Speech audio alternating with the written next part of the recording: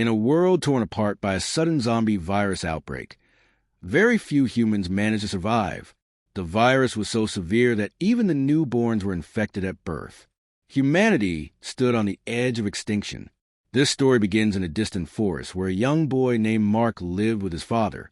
Mark had spent his entire life in the forest, away from civilization.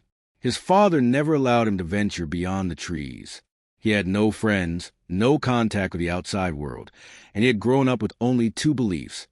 Zombies lurk beyond the forest, and the remaining humans are even more dangerous than the zombies themselves. His father was a stern man, quiet and distant, but he always made sure to teach Mark how to survive. Every day, he would go hunting and leave Mark behind with a gun for protection. Mark's days were spent reading old storybooks and listening to music through his worn-out headphones. He had one favorite book, though the pages were faded and torn. It was a fairy tale that talked about magical beings and hope. In that book was a fairy that could save people. And for some reason, Mark believed that fairy looked like his mother. Mark had a mysterious M mark on his hand since birth. He believed it was magical and a symbol of something special. Maybe it stood for Mark, or maybe for something much greater. One quiet morning, while wandering near the stream, Mark saw something strange in the distance, a metal camper van hidden among the trees. He felt uneasy and decided not to go closer. But curiosity is a powerful thing. The next day, pretending to go fetch water, Mark returned to the van. This time, he gathered enough courage to sneak inside. The inside of the van was clean and organized, unlike anything he'd seen before. There were toys, books, and even blankets folded neatly. Someone was living there. Before Mark explored more, he saw a shadow moving in the dark corner. His heart pounded, ready to flee. But then, from the shadows, a boy stepped forward. He was Mark's age. The boy looked at Mark with fear and confusion. Mark slowly removed his headphones and offered them. The boy hesitated, but then put them on. The music made him smile. That small act of kindness sparked a friendship. The boy introduced himself as Mickey. He was kind and full of warmth. Before Mark left, Mickey handed him his favorite toy as a sign of friendship. Mark, deeply touched, accepted it. On his way back, Mark sensed something strange. He felt like he was being watched. Suddenly, a woman holding a gun stepped out of the bushes. Mark froze, but when she saw the toy in his hand, her expression changed. She smiled gently, gave him some wild fruits, and told him to hurry home. Mark realized she was Mickey's mother.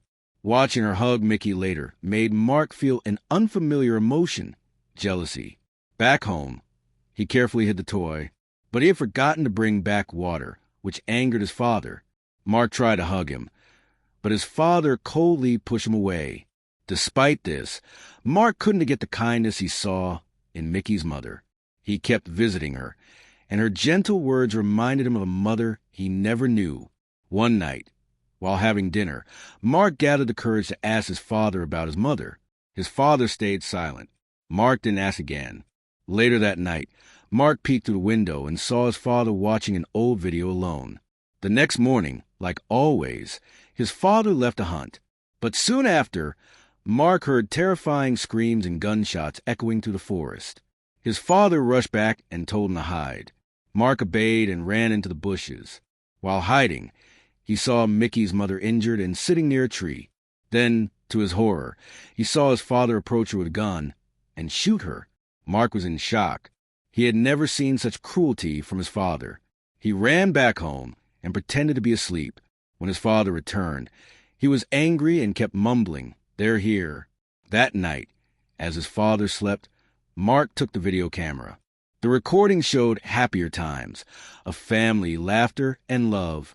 He saw a girl, his sister, and his mother smiling. In one video, his mother looked scared and said, "Mark, I love you." Then his father's angry voice shouted in the background, and the video ended. Mark's heart was broken. He began to believe his father had killed his mother. The rebellion in his heart grew stronger. That night, while his father was in deep sleep, Mark tied him up. He packed his bag and quietly left the house. The forest, though dark and dangerous, was his only path now. He needed to find answers. He needed to find hope. After escaping the forest home, Mark's first goal was to find Mickey. He followed familiar paths and retraced his steps to the camper van. Luckily, Mickey was still there. Mark told him everything about his father, about his suspicions, and about what he saw. Mickey was shocked but not angry. Instead, he walked up to Mark and gave him a long hug. That simple gesture meant everything to Mark. For the first time in his life, he felt loved. The two boys decided to leave the forest together. But Mark's instincts, honed by years living in danger, sensed something was wrong. They weren't alone. He quickly hid Mickey in the bushes. Moments later, a zombie stumbled toward them. Mark stood his ground, gun trembling in his hands. He fired just in time. The zombie dropped, terrified but unharmed. The boys ran until they found a broken-down car in the middle of a clearing. With no other choice, they climbed inside, but the noise had attracted more zombies. Within minutes, a swarm surrounded them, pushing against the vehicle. The boys panicked. It seemed like the end. But suddenly, gunfire, loud and powerful. One by one, the zombies fell. The car door swung open, and to Mark's astonishment, his father stood there. His father had woken up, realized Mark was gone, and tracked him down using years of hunting experience. He had broken free from the ropes and followed Mark's path perfectly. Without a word, he lifted Mark into his arms, checking him for injuries. Then, hearing distant growls, he grabbed both boys and ran. Mark begged to take Mickey with them. His father refused. But Mark broke free and shouted, really shouted. For the first time ever, his father was stunned. He wanted to explain himself, but the zombies were approaching fast. He pulled the boys behind a tree root and gave them cover. Then he went out to fight the zombies alone. Mark watched in silence. For the first time, he saw his father not as a cruel man, but as someone brave, someone strong. He fought fiercely, clearing a path toward Mickey. But then, another zombie appeared. Close, too close. Mark froze. He raised his gun with shaking hands and fired. His father, hearing the gunshot, ran back up the hill in panic. Another zombie attacked him, but he fought it off. Reaching Mark, he checked him again. Mark was safe, but his father's arm was bleeding. He had been bitten. His father sat down near a dry tree. He knew what was coming. Slowly, he explained, Mickey's mother had been bitten, and he had to shoot her before she turned. As for Mark's mother, she wasn't dead. She had survived a bite and was taken away by soldiers. She was different. Mark's anger began to fade. His father wasn't heartless, just scared and protected him the only way he knew. But it was too late. The virus was spreading. His father told Mark to run. In his last moments, he said, Your mother was like a fairy, Mark. They couldn't harm her. Maybe you're like her, too. Mark ran. He grabbed Mickey, and the two boys disappeared into the trees. Behind them, a gunshot echoed. Mark didn't look back. They wandered for days, finding food, shelter, and staying hidden. Despite everything, the bond between them grew. Mark had lost a father, but he had found a brother in Mickey. Eventually, they came across a railway track. As they followed it, they found an old man resting under the sun. Hungry and tired, the boys asked him for food. When the man heard Mark was searching for his mother, who he believed lived in the fairy land, the old man sighed deeply. He said his children had all turned into zombies, but instead of killing them, he locked them in cages. He couldn't bear to hurt them. Seeing healthy kids brought tears to his eyes. He gave them food, clothes, and a map. Maybe there's still hope, he said. Mark and Mickey thanked him and continued their journey. Soon, they discovered an old abandoned train. It was the biggest thing they had ever seen. Excited, they explored it. But when they reached the back, they saw something terrifying. Zombies. They ran, but two armed men appeared and caught them. They were taken to a nearby abandoned factory. There, a man with glasses, the boss, was shocked to see two healthy boys. He believed Mickey, with his innocent face, was a heavenly child, a symbol of hope. But he didn't need two symbols. He ordered Mark to be killed. One guard, however, noticed Mark's photo of his mother. It touched something in him. Later that night, While the others were distracted, he let Mark escape. He believed that every extra child alive meant hope for humanity. Mark didn't leave Mickey behind. He hid and waited. When everyone slept, he snuck into Mickey's room. The two escaped into the night. The boss woke up to find the symbol missing and shot the guard in rage. Elsewhere, Mark and Mickey found an old building. Mark changed into clean clothes for the first time ever. As he stepped outside to find Mickey, he realized they were being followed again. Armed men surrounded Mickey. Mark was about to act, but suddenly a drone appeared. Gunfire rained down from the sky. Soldiers emerged. Mark was ready to approach, but Mickey shook his head. No. A soldier came toward Mark's hiding spot. Sensing danger, Mickey picked up a gun and ran in the opposite direction, drawing the soldier's attention. He sacrificed himself so Mark could escape. Mark was frozen in shock. Mickey, his only friend, his brother, was gone. First his father, now his friend. Tears welled up in his eyes. He remembered his father's words. Humans are worse than zombies. There was no fairy world, no magical mother waiting. Mark picked up his fairy tale book and ripped it to pieces. Now he had one mission. He had to find his mother. Mark continued walking, alone this time. He had lost his father. Then Mickey. His heart ached, but his resolve had hardened. He had to find his mother, the woman he believed still existed, the one he dreamed about since childhood. He entered the ruins of an old city. Skyscrapers were now broken skeletons of their former selves. Roads were cracked and empty. Ghostly echoes of screams and zombie howls filled the air. But Mark was not afraid anymore. He had learned how to hide, how to move silently, and how to fight if needed. He avoided the zombies that roamed in packs. He stayed in shadows and moved through alleyways. His small pistol was always in hand, and he carried Mickey's toy in his bag. It gave him strength. One day, he reached a building he had seen only in a photograph, a place where his mother was once spotted. Without hesitation, he entered. The hallways were dark, dusty, and filled with debris. Room by room, floor by floor, he searched. Then finally, in front of a large glass window, he saw her, a woman, standing silently with her back turned. The light from the window made her look just like the mother in the photo. Mark's heart raced. He walked slowly, tears forming in his eyes. He reached out, touched her hand, and hugged her, but she didn't hug back. Suddenly, she turned and bit him.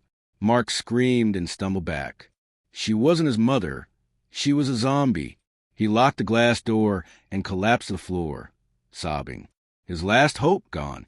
He had imagined this reunion for so long, and it had turned into a nightmare. He wept until he could cry no more. Then, from another building, he heard a strange voice. It was a loudspeaker broadcasting a motivational speech. A virtual image of a man appeared on a screen, blaming refugees for the collapse of the safety camp. His voice echoed across the city. The noise attracted dozens of zombies, who began gathering near the source. Mark didn't care. He had no home left, no family, no friends. He sat down, put on his headphones, and prayed quietly. He didn't notice the sounds of gunfire approaching or the zombies falling one by one. When he opened his eyes, red laser dots were dancing across his chest. Soldiers had arrived, clearing the area. One female soldier noticed something. She looked closer and saw the M mark on his hand. Her eyes widened. She removed her helmet. "This boy has the mark," she shouted. The other soldiers immediately lowered their weapons. She ran to Mark and pulled him up. "You're safe now. Come with us." They quickly escorted him to a transport vehicle. Mark, still in shock, didn't resist. He looked back one last time at the building where the zombie had bitten him. He didn't feel pain, only confusion. Inside the base, doctors examined him. They checked the bite. Hours passed. Everyone expected symptoms to appear, but nothing happened. No fever, no pain, no transformation. The scientists were amazed. The female soldier told him that the mark on his hand was a rare sign. It meant immunity. His mother had it too. People with the mark could not turn into zombies. Mark was stunned. His father had been right all along. His mother really was special. And so was he. But where was she now? He begged the soldiers for answers. One of the older officers finally spoke. Years ago, when the virus first spread, a woman with immunity was taken to a secret facility. They believed she could help create a cure. But communication with the facility had stopped long ago. No one knew if she was still alive. Mark stood silently. Even if there was a 1% chance, he had to go. He asked them to take him there. The female soldier agreed. She saw something in Mark, courage, determination, and maybe even leadership. The next morning, they set out in an armored vehicle, heading toward the last known location of the secret lab. The road was long and dangerous. They passed destroyed towns, broken bridges, and empty highways. At night, Mark sat quietly, watching the stars. He remembered Mickey's smile, his father's final hug, the warmth of Mickey's mother, and the fairy tale he once believed in. He may have lost many things, but now he carried their memories. That gave him strength. As they drove further, a storm approached. The wind howled, rain poured, and in the distance, they saw the outline of a facility, tall, cold, and heavily guarded. It was the place where the truth waited. Mark took a deep breath. Whatever happens next, he was ready. The storm raged as Mark and the soldiers arrived at the gates of the secret facility. It stood like a fortress, tall walls, steel towers, and thick barbed wire. Armed guards looked down from watchposts. The rain blurred everything, but Mark's focus was clear. He had come too far to stop now. The female soldier who had rescued him led the way. She flashed a badge and explained Mark's immunity. The guards hesitated, but eventually allowed them inside. The gates opened slowly, revealing a world unlike any Mark had seen before. Inside, the facility was clean, bright, and full of life. Scientists worked in labs behind glass walls. Children played in a monitored area. It was a safe zone, a rare one. Mark was escorted to the medical wing, where doctors ran more tests. Again, no symptoms. The bite had done nothing. Later, a kind-looking doctor named Dr. Ray sat beside him. He explained that years ago, they had studied a woman with the same mark. She had survived multiple bites. Her blood had unique properties. But one day, communication from the outside world stopped. The woman volunteered to leave and find help. She never returned. Mark knew. It was her, his mother. He asked where she had gone. Dr. Ray showed him a map. Her last known mission was toward a mountain range in the north, near a collapsed research outpost. No one had dared go there since. Without hesitation, Mark said he would go. Everyone tried to stop him. It was too dangerous. But he insisted. He had come this far through forests, cities, and death. He wouldn't stop now. A small team volunteered to accompany him, including the female soldier. They packed supplies, weapons, and medical kits. The journey was hard. They traveled through ruined towns, snowy paths, and zombie-infested tunnels. Mark proved himself over and over. He saved soldiers. He made tough calls. He remembered everything his father taught him. He was no longer a scared boy. He was a leader. Finally, after days of travel, they reached the mountain facility. It was hidden behind a landslide, half buried in snow. Inside it was quiet, too quiet. They searched room by room. Files were scattered, equipment broken, signs of a struggle everywhere. Then, in a sealed chamber, they found a woman. She sat alone, surrounded by notes and samples. Her face was pale, but her eyes were alive. When she saw Mark, she stood slowly. Her hand trembled as she reached out. Mark. He nodded, tears falling. Mom. She hugged him tightly. After all these years, they were together again. The others gave them space. Later, she explained everything. She had stayed behind to keep her searching. Her blood held the secret. She had found a way to slow the virus, maybe even stop it, but she needed help. Supplies, equipment. Now, with Mark here, they could finish her work. They returned to the main facility together. Scientists got to work immediately. Tests began. Mark and his mother both gave blood samples. Their immunity was real and powerful. In time, they developed a serum. It wasn't a cure, but it stopped the infection from spreading. People could be saved. Mark became a symbol of hope, the boy with the mark. He helped reunite families, taught other children survival skills, and shared stories of Mickey and his father. He visited the tree in the forest where his father had made his last stand. He planted a flower there. He left Mickey's toy, now a little worn, beneath the roots. One night, he sat with his mother under the stars. "Do you still believe in fairies?" she asked. Mark smiled. "I believe in love, in people, in hope. Maybe that's even better." The world was broken, but it was healing, slowly. And in the middle of it all stood a boy who had walked through darkness and found the light.